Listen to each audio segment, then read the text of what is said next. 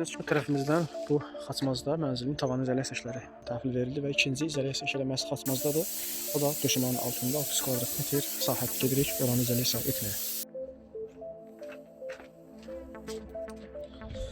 Xaçmazda bugün ikinci izolyasiya sifarişimiz döşəmənin altıdır. Biri çorluq olmalı izolyasiya olundu.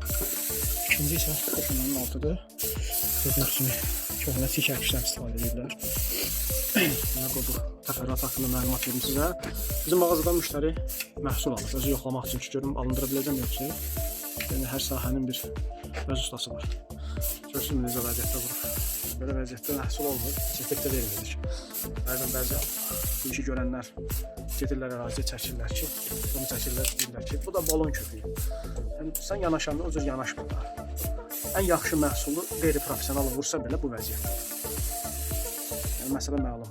Yəni, maşın nəqliyyat vasitəsi özlüyündə professional bir nəqliyyat vasitəsidir. Onun naşı da sürür, professional da sürür. Naşı sürür, gedir adımcanlığa, professional sürür, müsbət mənada istifadə edir. Ona görə də yəni, baxanda hər tərəfə deməyim ki, bu da balon məhsulu. İndi gör balon məhsulundan nə işlər görürük də biz hər gün birinin mənzilindəyik. Effekt verməsə, pulun çöldən tapmayıb, gətirib bizə pul versin. Yəni, yanaşmamız biraz müsbət olsun.